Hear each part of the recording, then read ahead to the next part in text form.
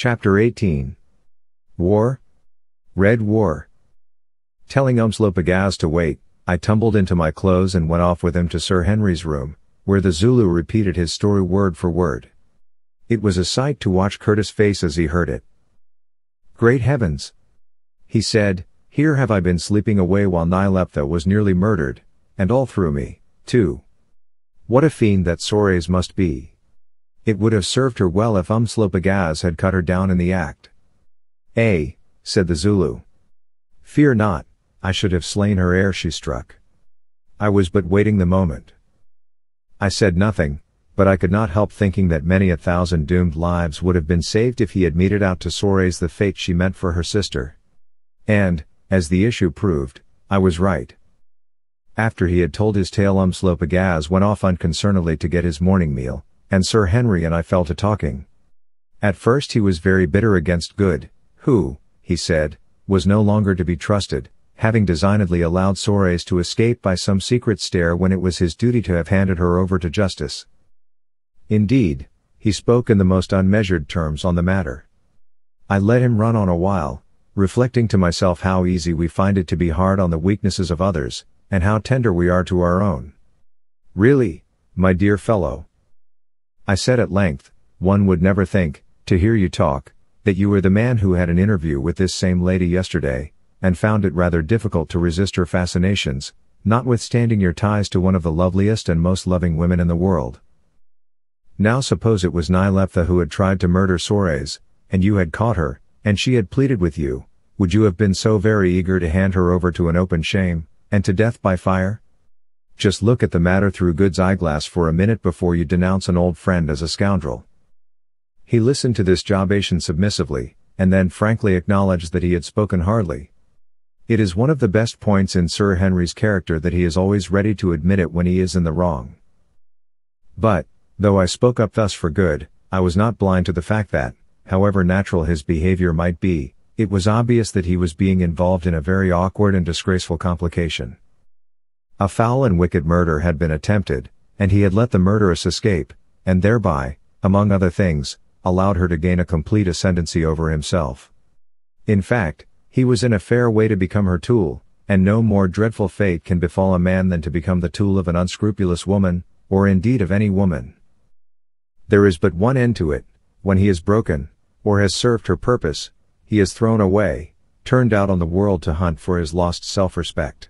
Whilst I was pondering thus, and wondering what was to be done, for the whole subject was a thorny one, I suddenly heard a great clamor in the courtyard outside, and distinguished the voice of Umslopogaas and Alphonse, the former cursing furiously, and the latter yelling in terror. Hurrying out to see what was the matter, I was met by a ludicrous sight. The little Frenchman was running up the courtyard at an extraordinary speed, and after him sped Umslopogaas like a great greyhound. Just as I came out he caught him, and, lifting him right off his legs, carried him some paces to a beautiful but very dense flowering shrub which bore a flower not unlike the gardenia, but was covered with short thorns. Next, despite his howls and struggles, he with one mighty thrust plunged poor Alphonse head first into the bush, so that nothing but the calves of his legs and heels remained in evidence. Then, satisfied with what he had done, the Zulu folded his arms and stood grimly contemplating the Frenchman's kicks, and listening to his yells, which were awful. "What art thou doing?" I said, running up. "Wouldst thou kill the man? Pull him out of the bush." With a savage grunt he obeyed, seizing the wretched Alphonse by the ankle, and with a jerk that must have nearly dislocated it, tearing him out of the heart of the shrub. Never did I see such a sight as he presented, his clothes half torn off his back, and bleeding as he was in every direction from the sharp thorns. There he lay and yelled and rolled, and there was no getting anything out of him. At last, however, he got up and, ensconcing himself behind me, cursed old Umslopogaas by every saint in the calendar, vowing by the blood of his heroic grandfather that he would poison him, and have his revenge. At last I got to the truth of the matter. It appeared that Alphonse habitually cooked Umslopogaas's porridge, which the latter ate for breakfast in the corner of the courtyard, just as he would have done at home in Zululand, from a gourd, and with a wooden spoon. Now Umslopogaas had, like many Zulus, a great horror of fish, which he considered a species of water snake, so Alphonse, who was as fond of playing tricks as a monkey, and who was also a consummate cook, determined to make him eat some. Accordingly he grated up a quantity of white fish very finely, and mixed it with the Zulu's porridge, who swallowed it nearly all down in ignorance of what he was eating.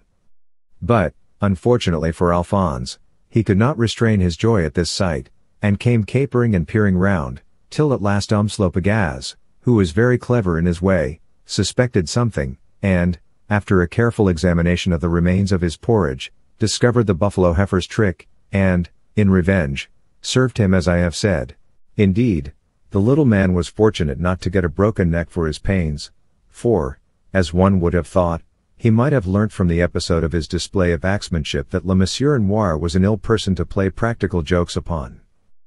This incident was unimportant enough in itself, but I narrate it because it led to serious consequences. As soon as he had staunched the bleeding from his scratches and washed himself, Alphonse went off still cursing, to recover his temper, a process which I knew from experience would take a very long time. When he had gone I gave Umslopogaas a jobation and told him that I was ashamed of his behavior. "Ah, well, Macumazahn," he said, "you must be gentle with me, for here is not my place. I am weary of it, weary to death of eating and drinking, of sleeping and giving in marriage. I love not this soft life in stone houses that takes the heart out of a man, and turns his strength to water and his flesh to fat. I love not the white robes and the delicate women, the blowing of trumpets and the flying of hawks. When we fought the Maasai at the kraal yonder, then life was worth the living, but here is never a blow struck in anger, and I begin to think I shall go the way of my fathers and lift Nkosi Kos no more," and he held up the axe and gazed at it in sorrow. "Ah," I said, "that is thy complaint, is it? Thou hast the blood sickness, hast thou? And the woodpecker wants a tree. And at thy age, too. Shame on thee. Umslopogaas. Macumazahn, mine is a red trade, yet is it better and more honest than some. Better is it to slay a man in fair fight than to suck out his heart's blood in buying and selling and usury after your white fashion. Many a man have I slain, yet is there never a one that I should fear to look in the face again. Many are there who once were friends, and whom I should be right glad to snuff with. But there, thou hast thy ways, and I mine, each to his own people and his own place. The high veld ox will die in the fat bush country, and so is it with me, Macumazahn. I am rough, I know it, and when my blood is warm I know not what to do, but yet wilt thou be sorry when the night swallows me and I am utterly lost in blackness, for in thy heart thou lovest me, my father, Macumazahn the fox, though I be naught but a broken-down Zulu war dog, a chief for whom there is no room in his own kraal, an outcast and a wanderer in strange places. I love thee, Macumazahn, for we have grown grey together, and there is that between us that cannot be seen, and yet is too strong for breaking," and he took his snuff-box, which was made of an old brass cartridge, from the slit in his ear where he always carried it, and handed it to me for me to help myself. I took the pinch of snuff with some emotion. It was quite true, I was much attached to the bloodthirsty old ruffian. I do not know what was the charm of his character, but it had a charm. Perhaps it was its fierce honesty and directness, perhaps one admired his almost superhuman skill and strength, or it may have been simply that he was so absolutely unique. Frankly, with all my experience of savages, I never knew a man quite like him. He was so wise and yet such a child with it all, and though it seems laughable to say so, like the hero of the Yankee parody, he had a tender heart. Anyway, I was very fond of him, though I should never have thought of telling him so. Old wolf," I said, "thine is a strange love. Thou wouldst split me to the chin if I stood in thy path tomorrow. Thou speakest truth, Macumazahn, that would I if it came in the way of duty, but I should love thee all the same when the blow had gone fairly home. Is there any chance of some fighting here, Macumazahn?" he went on in an insinuating voice. Methought that what I saw last night did show that the two great queens were vexed one with another. Else had the lady of the night not brought that dagger with her. I agreed with him that it showed that more or less pique and irritation existed between the ladies, and told him how things stood, and that they were quarreling over incubu. "Ah, is it so?" he exclaimed, springing up in delight. "Then will there be war as surely as the rivers rise in the rains, war to the end. Women love the last blow as well as the last word, and when they fight for love they are pitiless as a wounded buffalo. See thou, Macumazahn, a woman will swim through blood to her desire, and think not of it. With these eyes have I seen it once, and twice also. Ah, Macumazahn, we shall see this fine place of houses burning yet, and hear the battle cries come ringing up the street. After all, I have not wandered for nothing. Can this folk fight, think ye? Just then Sir Henry joined us, and Good arrived, too, from another direction, looking very pale and hollow-eyed. The moment Umslopogaas saw the latter he stopped his bloodthirsty talk and greeted him. Ah, Bhogwan, he cried, greeting to thee, Inkoos. Thou art surely weary. Didst thou hunt too much yesterday? Then, without waiting for an answer, he went on, Listen, Bhogwan, and I will tell thee a story. It is about a woman, therefore wilt thou hear it, is it not so? There was a man and he had a brother, and there was a woman who loved the man's brother and was beloved of the man. But the man's brother had a favorite wife and loved not the woman, and he made a mock of her. Then the woman, being very cunning and fierce-hearted for revenge, took counsel with herself and said to the man, I love thee, and if thou wilt make war upon thy brother I will marry thee. And he knew it was a lie, yet because of his great love of the woman, who was very fair, did he listen to her words and made war. And when many people had been killed his brother sent to him, saying, Why slayest thou me? What hurt have I done unto thee? From my youth up have I not loved thee. When thou wast little did I not nurture thee, and have we not gone down to war together and divided the cattle, girl by girl, ox by ox, and cow by cow? Why slayest thou me, my brother, son of my own mother? Then the man's heart was heavy, and he knew that his path was evil, and he put aside the tempting of the woman and ceased to make war on his brother, and lived at peace in the same kraal with him. And after a time the woman came to him and said, I have lost the past, I will be thy wife. And in his heart he knew that it was a lie and that she thought the evil thing, yet because of his love did he take her to wife. And the very night that they were wed, when the man was plunged into a deep sleep, did the woman arise and take his axe from his hand and creep into the hut of his brother and slay him in his rest. Then did she slink back like a gorged lioness and place the thong of the red axe back upon his wrist and go her ways. And at the dawning the people came shouting, Nyleptha is slain in the night, and they came unto the hut of the man, and there he lay asleep and by him was the red axe. Then did they remember the war and say, Lo! He hath of a surety slain his brother, and they would have taken and killed him, but he rose and fled swiftly, and as he fleeted by he slew the woman. But death could not wipe out the evil she had done, and on him rested the weight of all her sin. Therefore is he an outcast and his name a scorn among his own people, for on him, and him only, resteth the burden of her who betrayed. And, therefore, does he wander afar, without a kraal and without an ox or a wife, and therefore will he die afar like a stricken buck and his name be accursed from generation to generation, in that the people say that he slew his brother, Nyleptha, by treachery in the night time. The old Zulu paused, and I saw that he was deeply agitated by his own story. Presently he lifted his head, which he had bowed to his breast, and went on, I was the man, Bhogwan. Ooh! I was that man, and now hark thou. Even as I am so wilt thou be, a tool, a plaything, an ox of burden to carry the evil deeds of another. Listen. When thou didst creep after the lady of the night I was hard upon thy track. When she struck thee with the knife in the sleeping place of the White Queen I was there also, when thou didst let her slip away like a snake in the stones I saw thee, and I knew that she had bewitched thee and that a true man had abandoned the truth, and he who aforetime loved a straight path had taken a crooked way. Forgive me, my father, if my words are sharp, but out of a full heart are they spoken. See her no more, so shalt thou go down with honor to the grave. Else because of the beauty of a woman that weareth as a garment of fur shalt thou be even as I am, and perchance with more cause. I have said. Throughout this long and eloquent address Good had been perfectly silent, but when the tale began to shape itself so aptly to his own case, he colored up, and when he learnt that what had passed between him and Sorais had been overseen he was evidently much distressed. And now, when at last he spoke, it was in a tone of humility quite foreign to him. I must say, he said, with a bitter little laugh, that I scarcely thought that I should live to be taught my duty by a Zulu, but it just shows what we can come to. I wonder if you fellows can understand how humiliated I feel, and the bitterest part of it is that I deserve it all. Of course I should have handed Sorais over to the guard, but I could not, and that is a fact. I let her go and I promised to say nothing, more is the shame to me.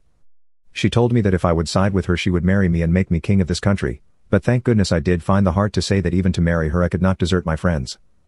And now you can do what you like, I deserve it all. All I have to say is that I hope that you may never love a woman with all your heart and then be so sorely tempted of her, and he turned to go. Look here, old fellow, said Sir Henry, just stop a minute. I have a little tale to tell you too. And he went on to narrate what had taken place on the previous day between Sorais and himself.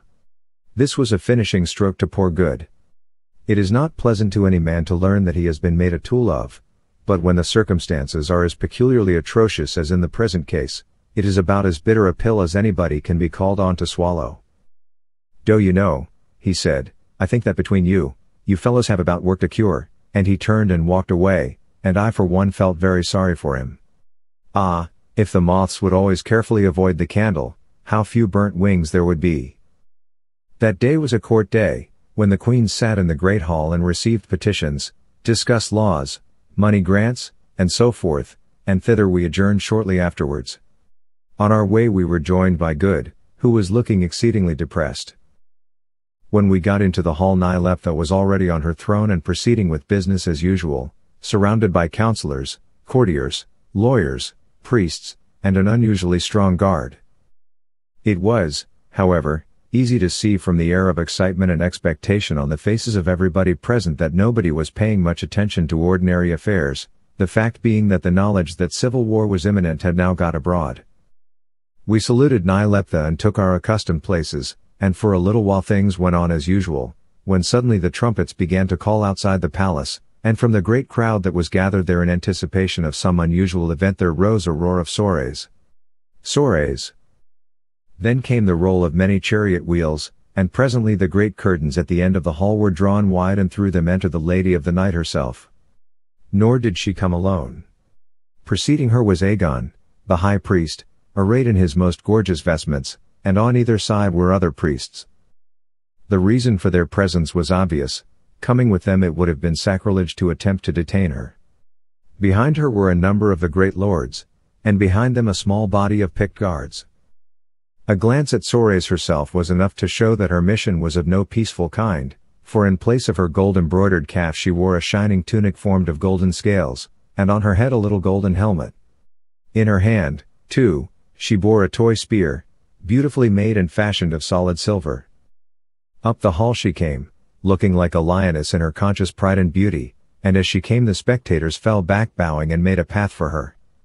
By the sacred stone she halted, and laying her hand on it, she cried out with a loud voice to Nyleptha on the throne, Hail, O Queen!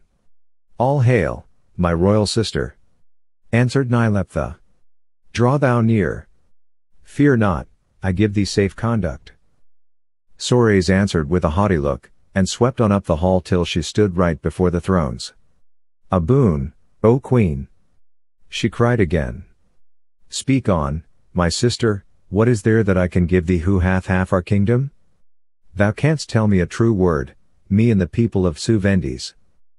Art thou, or art thou not, about to take this foreign wolf, and she pointed to Sir Henry with her toy spear, to be a husband to thee, and share thy bed and throne? Curtis winced at this, and turning towards Sorais, said to her in a low voice, Methinks that yesterday thou hadst other names than wolf to call me by, O Queen. And I saw her bite her lips as, like a danger flag, the blood flamed red upon her face. As for Nyleptha, who is nothing if not original, she, seeing that the thing was out, and that there was nothing further to be gained by concealment, answered the question in a novel and effectual manner, inspired thereto, as I firmly believe, by coquetry and a desire to triumph over her rival. Up she rose and, descending from the throne, swept in all the glory of her royal grace on to where her lover stood. There she stopped and untwined the golden snake that was wound around her arm. Then she bade him kneel, and he dropped on one knee on the marble before her, and next, taking the golden snake with both her hands, she bent the pure soft metal round his neck, and when it was fast, deliberately kissed him on the brow and called him her dear lord. "Thou seest," she said, when the excited murmur of the spectators had died away, addressing her sister as Sir Henry rose to his feet, "I have put my collar round the wolf's neck, and behold, he shall be my watchdog, and that is my answer to thee, Queen Sorais, my sister, and to those with thee. Fear not," she went on, smiling sweetly on her lover, and pointing to the golden snake she had twined round his massive throat, "if my yoke be heavy, yet is it of pure gold, and it shall not gall thee." Then, turning to the audience, she continued in a clear proud tone, "Lady of the night, lords, priests, and people here gathered together, by this sign do I take the foreigner to husband, even here in the face of you all. What, am I a queen, and yet not free to choose the man whom I will love? Then should I be lower than the meanest girl in all my provinces? Nay, he hath won my heart, and with it goes my hand, and throne, and all I have, had he been a beggar instead of a great lord fairer and stronger than any here, and having more wisdom and knowledge of strange things, I had given him all, how much more so being what he is." And she took his hand and gazed proudly on him, and holding it, stood there boldly facing the people.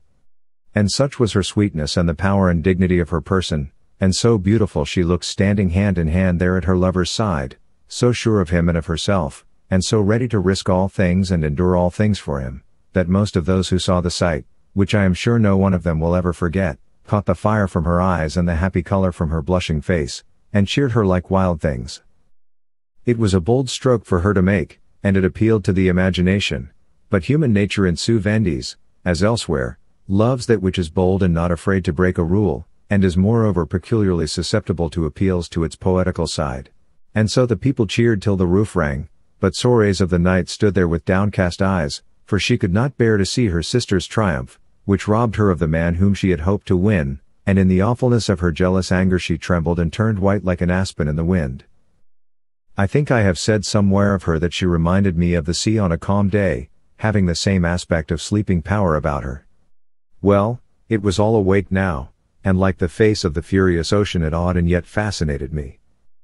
A really handsome woman in a royal rage is always a beautiful sight, but such beauty and such a rage I never saw combined before, and I can only say that the effect produced was well worthy of the two. She lifted her white face, the teeth set, and there were purple rings beneath her glowing eyes. Thrice she tried to speak and thrice she failed, but at last her voice came. Raising her silver spear, she shook it, and the light gleamed from it and from the golden scales of her cuirass. "And thinkest thou, Nyleptha," she said in notes which pealed through the great hall like a clarion, "thinkest thou that I, Sorais, a queen of the Zu-Vendi, will brook that this base outlander shall sit upon my father's throne and rear up half-breeds to fill the place of the great house of the stairway? Never. Never. While there is life in my bosom and a man to follow me and a spear to strike with. Who is on my side? Who? Now hand thou over this foreign wolf and those who came hither to pray with him to the doom of fire, for have they not committed the deadly sin against the sun? Or, Nyleptha, I give thee war, red war. I say to thee that the path of thy passion shall be marked out by the blazing of thy towns and watered with the blood of those who cleave to thee. On thy head rests the burden of the deed, and in thy ears ring the groans of the dying and the cries of the widows and those who are left fatherless forever and forever. I tell thee I will tear thee, Nyleptha, the White Queen, from thy throne, and that thou shalt be hurled, hurled even from the topmost stair of the great way to the foot thereof, in that thou hast covered the name of the house of him who built it with black shame. And I tell ye strangers, all save Bogwan, whom because thou didst do me a service I will save alive if thou wilt leave these men and follow me." Here poor Good shook his head vigorously and ejaculated, "Can't be done in English, that I will wrap you in sheets of gold and hang you yet alive in chains from the 4 golden trumpets of the 4 angels that fly east and west and north and south from the giddiest pinnacles of the temple, so that ye may be a token and a warning to the land. And as for thee, Incubu, thou shalt die in yet another fashion that I will not tell thee now." She ceased, panting for breath, for her passion shook her like a storm, and a murmur, partly of horror and partly of admiration, ran through the hall. Then Nyleptha answered calmly and with dignity, "Ill would it become my place and dignity, O sister, so to speak as thou hast spoken and so to threat as thou hast threatened. Yet if thou wilt make war, then will I strive to bear up against thee, for if my hand seem soft, yet shalt thou find it of iron when it grips thine armies by the throat. Sorais, I fear thee not. I weep for that which thou wilt bring upon our people and on thyself, but for myself I say, I fear thee not. Yet thou, who but yesterday didst strive to win my lover and my lord from me, whom today thou dost call a foreign wolf, to be thy lover and thy lord, here there was an immense sensation in the hall, thou who but last night, as I have learnt but since thou didst enter here, didst creep like a snake into my sleeping place, even by a secret way, and wouldst have foully murdered me, thy sister, as I lay asleep. It is false, rang out Aegon's and a score of other voices. It is not false, said I, producing the broken point of the dagger and holding it up. Where is the haft from which this flew, O Sorais? It is not false, cried Good, determined at last to act like a loyal man. I took the lady of the night by the White Queen's bed, and on my breast the dagger broke. Who is on my side? Cried Sorais, shaking her silver spear, for she saw that public sympathy was turning against her. What, Boguan, thou comest not? She said, addressing Good, who was standing close to her, in a low, concentrated voice. Thou pale-souled fool, for a reward thou shalt eat out thy heart with love of me and not be satisfied, and thou mightest have been my husband and a king. At least I hold thee in chains that cannot be broken. War? War? War? She cried. Here, with my hand upon the sacred stone that shall endure, so runs the prophecy, till that Zu-Vendi set their necks beneath an alien yoke, I declare war to the end. Who follows Sorais of the night to victory and honor? Instantly the whole concourse began to break up in indescribable confusion. Many present hastened to throw in their lot with the lady of the night, but some came from her following to us. Amongst the former was an under-officer of Nyleptha's own guard, who suddenly turned and made a run for the doorway through which Sorais' people were already passing. Umslopogaas, who was present and had taken the whole scene in, seeing with admirable presence of mind that if this soldier got away others would follow his example, seized the man, who drew his sword and struck at him. Thereon the Zulu sprang back with a wild shout, and, avoiding the sword cuts, began to peck at his foe with his terrible axe, till in a few seconds the man's fate overtook him and he fell with a clash heavily and quite dead upon the marble floor. This was the first blood spilt in the war. Shut the gates, I shouted, thinking that we might perhaps catch Sorais so, and not being troubled with the idea of committing sacrilege. But the order came too late, her guards were already passing through them, and in another minute the streets echoed with the furious galloping of horses and the rolling of her chariots. So, drawing half the people after her, Sorais was soon passing like a whirlwind through the frowning city on her road to her headquarters at Marstuna, a fortress situated 130 miles to the north of Molossus. And after that the city was alive with the endless tramp of regiments and preparations for the gathering war, and old Umslopogaas once more began to sit in the sunshine and go through a show of sharpening in Kosi Kosa's razor edge.